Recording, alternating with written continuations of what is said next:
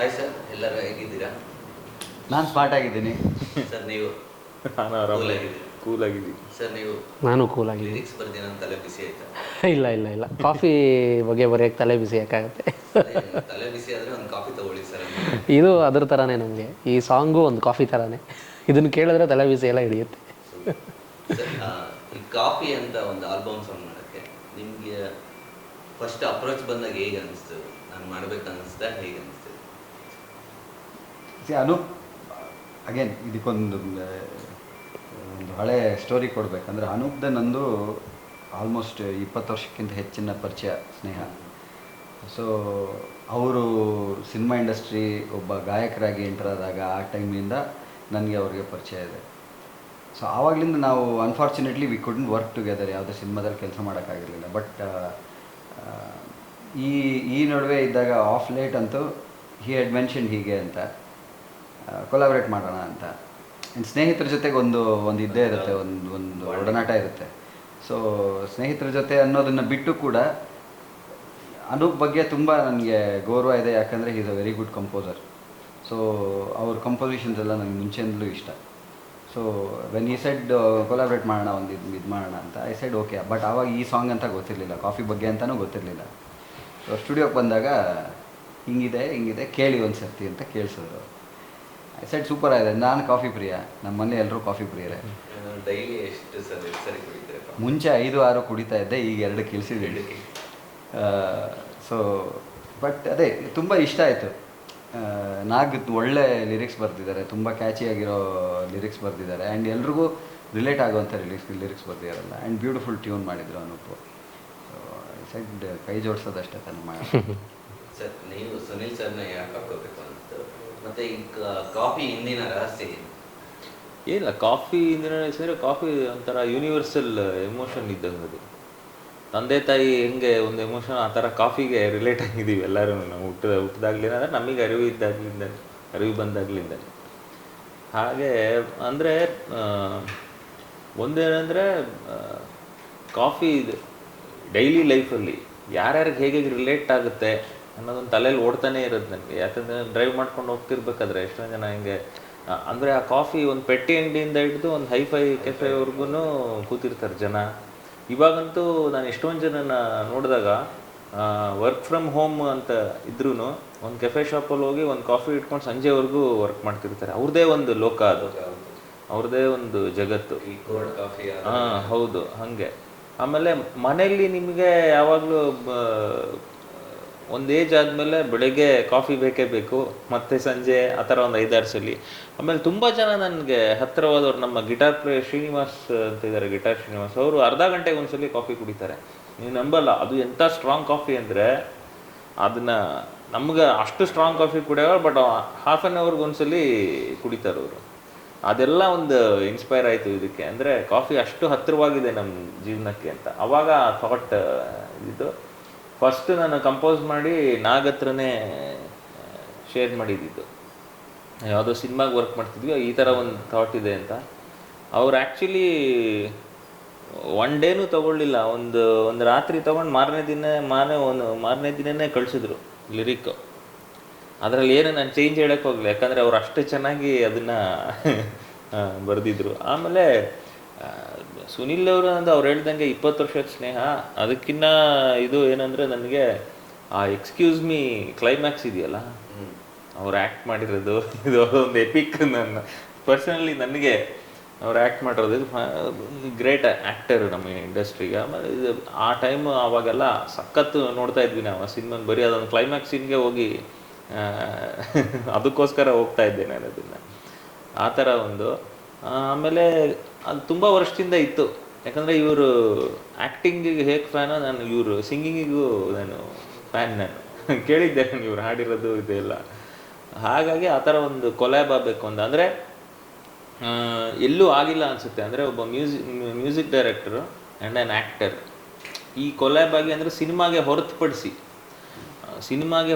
ಇವಾಗ ಸಿನಿಮಾಗೆ ಕೆಲಸ ಮಾಡ್ತಿರ್ತೀವಿ. ಆಮೇಲೆ ಈ ಥರ ಹಾಡುಗಳು ಏನಕ್ಕೆ ನನಗೆ ಮನಸ್ಸಿಗೆ ಬರುತ್ತೆ ಅಂದರೆ, ಇದನ್ನು ಸಿನಿಮಾಗೆ ನಾನು ಎಷ್ಟೊಂದು ಹಾಡುಗಳು ಮಾಡೋಕ್ಕಾಗಲ್ಲ, ತಲೆಯಲ್ಲಿ ಓಡ್ತಾ ಇರುತ್ತೆ. ಬಟ್ ಅದನ್ನು ಮ್ಯೂಸಿಕ್ ವೈಸ್ ಅಂದರೆ ಸಿನಿಮಾ ಒಬ್ಬ ನಿರ್ದೇಶಕನ ವಿಷನ್ನಿಗೆ ಕೆಲಸ ಮಾಡ್ತಿರ್ತೀವಿ. ನಿರ್ದೇಶಕನ ಮನಸ್ಸಲ್ಲಿ ನಿರ್ದೇಶಕನ ಇದಕ್ಕೆ ಆ ಮಾಧ್ಯಮಕ್ಕೆ ಕೆಲಸ ಮಾಡ್ತಾ ಇರ್ತೀವಿ. ಅಲ್ಲಿ ಈ ಥರ ಕಾಫಿದಲ್ಲೂ ಸಿಚುವೇಶನ್ ಸಿಗಲ್ಲ, ಈ ಥರ ಸನ್ನಿವೇಶ ಮಾಡೋಕ್ಕೆ ಸಿಗಲ್ಲ ಸಿನಿಮಾ ಸಿಗಲ್ಲ. ಹಾಗಾಗಿ ಈ ಥರ ಒಂದು ಯೋಚನೆ ಬಂತು, ಅದನ್ನು ಎಕ್ಸಿಕ್ಯೂಟ್ ಮಾಡಿದ್ವಿ.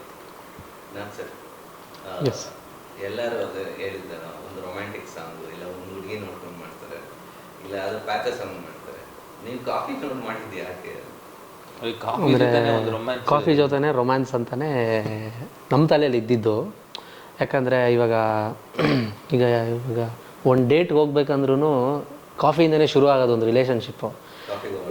ಒಂದು ಕಾಫಿಗೆ ಹೋಗೋಣ ಇಲ್ಲ ಕಾಫಿಗೆ ಸಿಗೋಣವಾ ಅಂತಲೇ ಒಂದು ಹುಡುಗ ಅಪ್ರೋಚ್ ಶುರು ಮಾಡೋವಂಥದ್ದು. ಜೊತೆಗೆ ಈಗ ನಾವು ಫ್ರೆಂಡ್ಸ್ ಎಲ್ಲ ಸೇರೋಕ್ಕೂ ಬೇರೆ ಬೇರೆ ರೀಸನ್ಸ್ ಇರ್ಬೋದು, ಬಟ್ ಶುರು ಮಾಡೋದು ಕಾಫಿಯಿಂದನೇ. ಮಿಕ್ಕಿದೆಲ್ಲ ಆಮೇಲೆ ಶುರು ಆಗುತ್ತೆ. ಸೊ ಎಲ್ಲದಕ್ಕೂ ಇದೇ ಒಂದು ಸ್ಟಾರ್ಟ್, ಇದೇ ಒಂದು ಭದ್ರ ಬುನಾದಿ ಹಾಕ್ಕೊಡೋದು ನಮ್ಮ ಮುಂದಿನ ಎಲ್ಲ ರಿಲೇಷನ್ಶಿಪ್ಗೆ. ಸೊ ಈ ಕಾಫಿ ಜೊತೆನೇ ನಮ್ಮ ಡೈಲಿ ರೊಮ್ಯಾನ್ಸ್ ಅಡಗಿದೆ. ಸೊ ಆ ಲೈನು ಕೂಡ ನಾವು ಹಾಗೆ ತೊಗೊಂಡೋಗಿದ್ದೀವಿ, ಹಾಗೆ ಕ್ರಾಫ್ಟ್ ಮಾಡಿದ್ದೀವಿ. ಇಲ್ಲಿಂದ ಶುರುವಾಗಿದ್ದು ನನ್ನ ನಿನ್ನ ಪ್ರೀತಿ ಇರಲಿ ಎಂದು ಅಮರ ಅಂತಲೇ ನಾವು ಹೇಳಿದ್ವಿ. ಇದು ಮುಗಿದೇ ಇರೋ ಕತೆ ಇದು ಅಂತಲೇ ನಾವು ಲೈನ್ಸಲ್ಲೂ ಹೇಳಿದ್ದೀವಿ.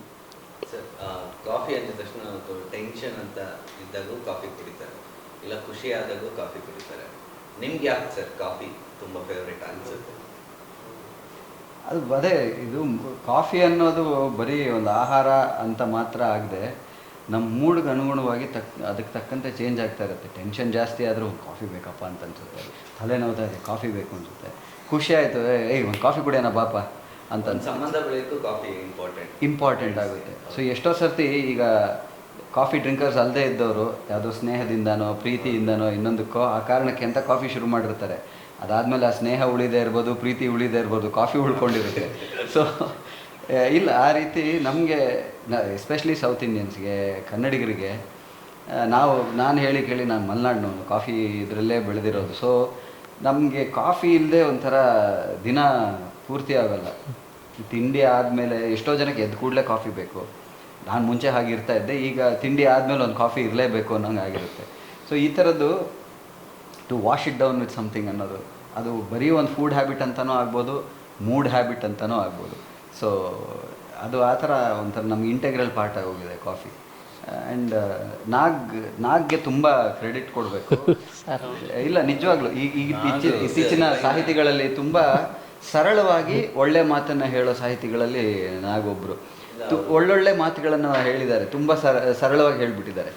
ಸೊ ಕಷ್ಟಕ್ಕೂ ನಷ್ಟಕ್ಕೂ ಒಂಟಿತನಕ್ಕೂ ಬೆಸ್ಟ್ ಫ್ರೆಂಡ್ ಆಗೋದೆ ಅಂತ ಎಷ್ಟು ಜನಕ್ಕೆ ಇದೆಲ್ಲ ತುಂಬ ನಾಟಿದೆ, ತುಂಬ ರಿಲೇಟಬಲ್ ಅಂತ ಅನಿಸಿದೆ. ಸೊ ಎಲ್ಲ ಕ್ರೆಡಿಟ್ ನಾಗ್ ಹೋಗ್ಬೇಕು, ಅನೂಪ್ ಹೋಗ್ಬೇಕು. ಇವಾಗಿನ ಟ್ರೆಂಡ್ ಹೇಗಿದೆ ಅಂದರೆ ಚಿಕ್ಕಾಗಿ ರೀಲ್ಸ್ ಮಾಡೋರಿಗೆ ತುಂಬ ಅದು ಸಾಂಗ್ಸ್, ಅದು ಏನಂದರೆ ನಾಗ್ದು ಸ್ಪೆಷಾಲಿಟಿ ಒಂದು ಏನಂದರೆ ಇವಾಗ ಆ ಇಂಗ್ಲೀಷ್ ಕನ್ನಡನ ಬ್ಲೆಂಡ್ ಮಾಡ್ತಾರಲ್ಲ, ಅದು ಆಡ್ಭಾಷೆ ಇದ್ರೆ ಗುಡ್ ಮಾರ್ನಿಂಗ್ ಆಗೋದು ನಿನ್ನಿಂದಲೇ ಅಂದರೆ ಬೆಳಗಾಗೋದು ನಿನ್ನಿಂದಲೇ ಅಂತ ಹೇಳ್ಬೋದು ಅದನ್ನು. ಬಟ್ ಗುಡ್ ಮಾರ್ನಿಂಗ್ ಆಗೋದು ನಿನ್ನಿಂದಲೇ ಅದನ್ನು ಬ್ಲೆಂಡ್ ಮಾಡ್ತಾರಲ್ಲ, ಅದು ಅವ್ರದ್ದು ವಿಶೇಷ ಅವ್ರ ಸಾಹಿತ್ಯದಲ್ಲಿ. ಅಂದರೆ ಈ ಕನ್ನಡ ಹಾಡಲ್ಲಿ ಇಂಗ್ಲೀಷ್ ಬಳಸಬಾರ್ದು ಅದು ಆ ಥರ ಏನಿಲ್ಲ, ಅದು ಕನ್ನಡ ಥರನೇ ಅನಿಸುತ್ತೆ ನಮಗೆ. ಫ್ರೆಂಡ್ಶಿಪ್ ಆಗೋದೇ ನೀನು ಅಂತ ಆ ಥರ, ಹಾಗೆ ಬೆಸ್ಟ್ ಫ್ರೆಂಡ್ ಆಗೋದೇ ನೀನು, ಅದೆಲ್ಲ ಇವಾಗ ಯೂಶ್ವಲಿ ನಾವೇನಾದರೂ ಕನ್ನಡ ಹಾಡುಗಳು ಇಂಗ್ಲೀಷ್ ಬೆಸ್ಟ್ ಫ್ರೆಂಡ್ ಹಂಗೆ ಫ್ರೆಂಡ್ ಡೂ ಅಂತ ಯೂಸ್ ಮಾಡ್ತೀವಿ. ಬಟ್ ಅವ್ರ ಸಾಹಿತ್ಯದಲ್ಲಿ ಅದು ಕಡಿಮೆ ಇರುತ್ತೆ.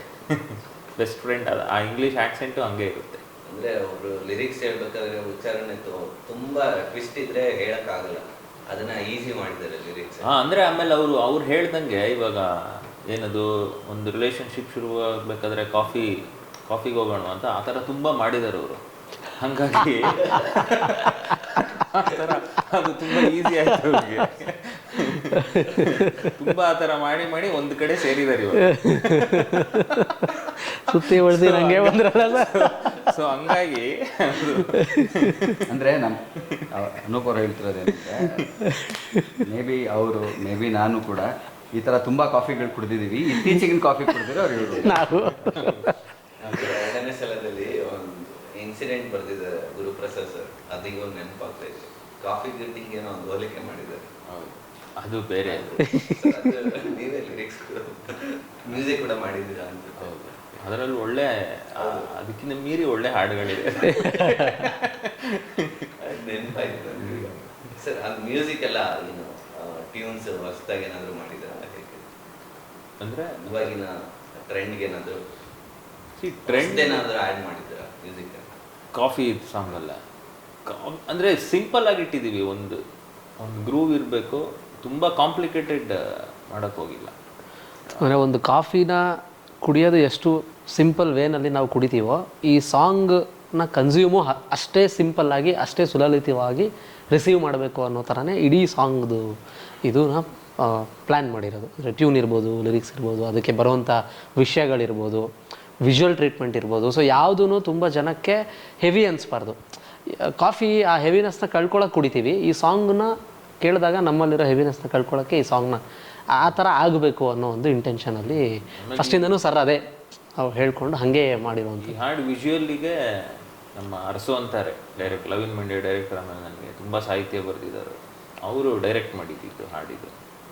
ಅವರೂ ಈ ಥರ ತುಂಬ ಕಾಫಿಗಳು ಕುಡಿದು ವಿಜುವಲ್ನ ಚೆನ್ನಾಗಿ ಕಟ್ಕೊಟ್ಟಿದ್ರು. ಅಂದರೆ ಒಂದು ಏನಂದರೆ ಯಾವುದೇ ಸಾಂಗ್ ಆಗಲಿ, ಸಿನಿಮಾ ಸಂಗೀತ ಆಗಲಿ, ನಾನ್ ಫಿಲ್ಮಿ ಆಗಲಿ, ಕೇಳಿದ್ರಿಗೆ ಕೇಳಿಸಿದ ತಕ್ಷಣ ಇನ್ನೊಂದು ಸರ್ತಿ ಕೇಳಬೇಕು ಅಂತ ಅನ್ನಿಸ್ಬೇಕು ಅನ್ನೋದು ಒಂದು. ಅದಕ್ಕೆ ಮುಖ್ಯವಾಗಿ ಟ್ಯೂನ್ ಆ್ಯಂಡ್ ಲಿರಿಕ್ಸ್ ಎರಡೂ ಇಂಪಾರ್ಟೆಂಟ್ ಆಗುತ್ತೆ. ಅದು ಸರಳವಾಗಿದ್ದಷ್ಟು ಕೇಳ್ತಾ ಇರಬೇಕು ಅಂತ ಅನಿಸುತ್ತೆ. ಆ್ಯಂಡ್ ಕೇಳ್ತಾ ಇದ್ದಷ್ಟು ಅದು ನಮ್ಮೊಳಗೆ ನಾವು ನಮ್ಮದಾಗಿಸ್ಕೊಂಡ್ಬಿಡ್ತೀವಿ ಅಂತೀವಲ್ಲ, ಆ ಥರ ಕೇಳಿದ್ರು ಹಾಗೆ ಮಾಡ್ಕೊಂಡ್ಬಿಡ್ತಾರೆ. ಅವರಿಗೆ ಮತ್ತೆ ಅದನ್ನು ರೀಪ್ರೊಡ್ಯೂಸ್ ಮಾಡೋದಕ್ಕೆ, ಅವರು ಮತ್ತೆ ಹಾಡೋದಕ್ಕೆ ಸುಲಭ ಆಗಿರಬೇಕು. ಲಿರಿಕ್ಸು ಆಗಿರಬೇಕು, ಟ್ಯೂನು ಆಗಿರಬೇಕು. ಸೊ ಈ ಸಾಂಗ್ ಲಿರಿಕ್ಸು ಆಗಿದೆ, ಟ್ಯೂನು ಅಷ್ಟೇ ಸಿಂಪಲ್ ಆಗಿದೆ. ನೀವು ಕೇಳಿ ಒಂದು 2 ಸರ್ತಿ 3ನೇ ಸರ್ತಿ ಕೇಳೋ ಅಷ್ಟೊತ್ತಿಗೆ 4ನೇ ಸರ್ತಿ ನೀವು ಜೊತೆಗೆ ಹಾಡ್ತೀರಿ ಅನ್ನೋಷ್ಟು ಸುಲಭವಾಗಿದೆ. And that is I think ಅದು ಅನೂಪ್ದು ಮುಂಚಿನಿಂದಲೂ ಅದೊಂದು ಒಳ್ಳೆ ಟ್ರೇಟ್. ಅದು ಯಾವುದೇ ಹಾಡು ಮಾಡಿದ್ರೂ ದ ಸಿಂಪ್ಲಿಸಿಟಿ ಆಫ್ ಇಟ್ ಅದೇ ಎದ್ದು ಕಾಣಿಸುತ್ತೆ. ಸಿಂಪಲ್ ಆಗಿರೋದ್ರಿಂದ ಬೇಗ ನಾಟುತ್ತೆ. ತುಂಬ ಕ್ಲಿಷ್ಟವಾಗಿರೋದು ಅಥವಾ ಇದಾಗಿರೋದು ಅಂತಿಲ್ಲ, ತುಂಬ ಈಸಿಯಾಗಿ ಅರ್ಥ ಆಗುತ್ತೆ, ತುಂಬ ಈಸಿಯಾಗಿ ಇಷ್ಟ ಆಗುತ್ತೆ. ಸೊ ನಮ್ಮದು ಅಂತ ಅನ್ನಿಸ್ಬಿಡುತ್ತೆ. So that's one great thing about Anoop. Anoop ಯಾವುದೇ ಸಾಂಗ್ ತಗೊಂಡ್ರು ಸಿಂಪಲ್ ಆಗಿ ನೀಟಾಗಿರುತ್ತೆ, ಯಾಕಂದರೆ ಅದು ಸೋಲಿಂದ ಬರುತ್ತೆ. ಸೋಲಿಂದಾನೇ ಬರುತ್ತೆ. ಸೋಲಿಂದ ಆ್ಯಕ್ಚುಲಿ ಸೋಲ್ ಕಂಡವರಿಗೆ ಸೋಲ್ ಜಾಸ್ತಿ. ನೀವು ನಿಮ್ಮ ವೈಫ್ ಜೊತೆ ಇದುವರೆಗೆ ಎಷ್ಟು ಕಾಫಿ ಕುಡ್ತೀರಾ ಲೆಕ್ಕ ಇಟ್ಟಿದ್ದೀರಿ? ಕಾಫಿ ಮುಂಚೆಯಿಂದ ನಾವು ರಿಲೇಷನ್ಶಿಪ್ಪಲ್ಲಿ ಇದ್ದಾಗಲಿಂದ ತುಂಬ ಸಲ ಕಾಫಿ ಹೋಗಿದ್ದೀವಿ ಆಚೆ. ಇವಾಗ ಮನೆಯಲ್ಲೇ ಒಳ್ಳೆ ಕಾಫಿ ಮಾಡ್ತಾರೆ. ಆಮೇಲೆ ನಾನು ಇನ್ನೊಂದು ಲೈನ್ ಬರೆದಿದ್ದೆ ಅದರಲ್ಲಿ, ನೀನೊಂದು ಸಿಹಿಯಾಗಿರೋ ಸಾಗರ. ಅದೇನಕ್ಕೆ ಬರೋದ್ರು ಅಂತ ಅವ್ರನ್ನೇ ಕೇಳಬೇಕು. ಕಾಫಿನ ಸಿಹಿಯಾಗಿರೋ ಸಾಗರ ಅಂತ ಹೇಳಿದ್ದಾರೆ. ಆ್ಯಕ್ಚುಲಿ ಸಾಗರ ಉಪ್ಪಿರುತ್ತೆ.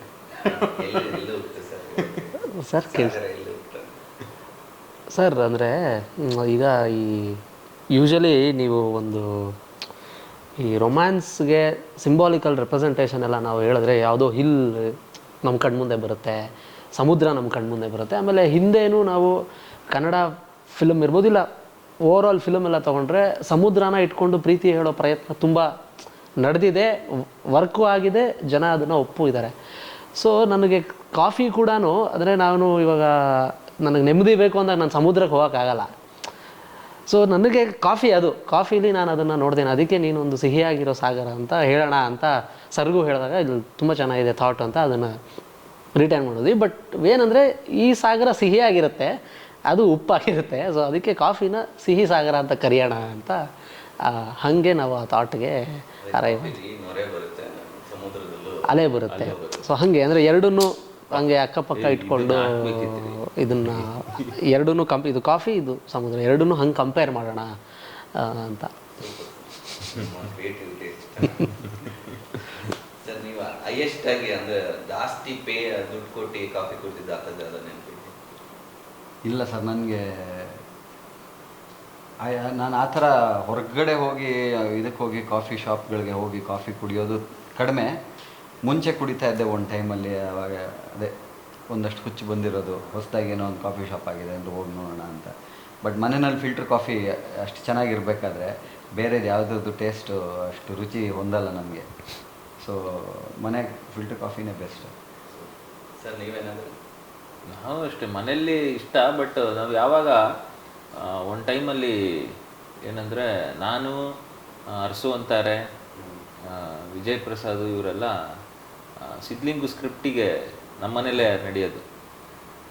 ನಮ್ಮನೆ ಸುಮ್ಮನೆ ಸಂಜೆ ಮೈಸೂರು ರೋಡ್ ಹೋಗ್ಬಿಟ್ಟು ಕಾಫಿ ಕುಡ್ಕೊಂಡು ಬರ್ತಿದ್ವಿ. ರಾಜಾಜಿನಗರದಿಂದ ಮೈಸೂರು ರೋಡ್ ಅಂದರೆ ಊರಾಚೆ ಅವಾಗ, ಅಷ್ಟೊಂದು ಟ್ರಾಫಿಕ್ಕು ಇರ್ತಿರ್ಲಿಲ್ಲ ಇಲ್ಲೆಲ್ಲ. ಆ ಥರ ಒಂದು ನೆನಪು. ಕಾಫಿ ಜೊತೆ ಹಂಗೆ ಸಂಬಂಧ ಇವಾಗಲೂ ಇದ್ದೇ ಇದೆ. ಸರ್ ಕೊನೆಯದಾಗಿ ನಮಗೋಸ್ಕರ ಒಂದು ಟ್ಯೂನ್ ಆದರೆ ಏನಾದರೂ ಆಡ್ಬೋದು? ಆಡ್ತಾರೆ, ಇಲ್ಲಿ 3 ಜನನೂ ಆಡ್ತೀವಿ. ಸರ್ರೇ ಶುರು ಮಾಡಿ. ಇದನ್ನೇ ಆಡೋದಾ? ಇದನ್ನೇ ಮತ್ತೆ ಇನ್ನೇ ಲಿರಿಕ್ಸ್ ವಿತ್ ಏನಾದರೂ ಟ್ರೈ ಮಾಡ್ಬೋದಾ ಸರ್? ಇದೆ ವರ್ಕ್ ಆಗಲ್ಲ ರೀ ಸರಿಗೆ, ಸೌಂಡೇ ಬರಲ್ಲ ಇದು ಜಾಸ್ತಿ. ವರ್ಕ್ ಆಗುತ್ತೆ ಅನಿಸುತ್ತೆ, ನಾನು ಮುಗಿಸಿಲ್ಲ ತುಂಬ ದಿನ ಆಯಿತು. ಏನು ಶೂಟಿದೆ ಎಫ್ ಅಲ್ಲ?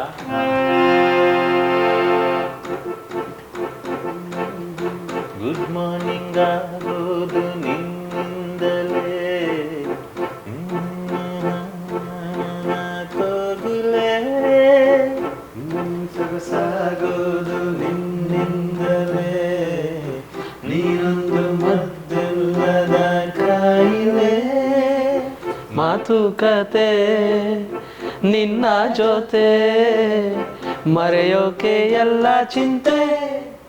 Excuse me, coffee coffee coffee coffee coffee coffee coffee coffee coffee coffee coffee coffee coffee coffee coffee coffee coffee. ನಾನು ಇವಾಗ ಎಕ್ಸ್ಕ್ಯೂಸ್ ಮೀ ಅಂದೆ, ಇವ್ರು ಆ್ಯಕ್ಚುಲಿ ಎಕ್ಸ್ಕ್ಯೂಸ್ ಮೀ, ಇವರೇ ಪೇಟೆಂಟ್. ಈಗ ಎಕ್ಸ್ಕ್ಯೂಸ್ ಮೀ ಆಗಿದ್ಮೇಲೆ ಇವಾಗ ಕಾಫಿ ಅನ್ನೋದು ಪೇಟೆಂಟ್ ಆಗ್ತಾ ಇದೆ. ಕಾಫಿ ಅಂತ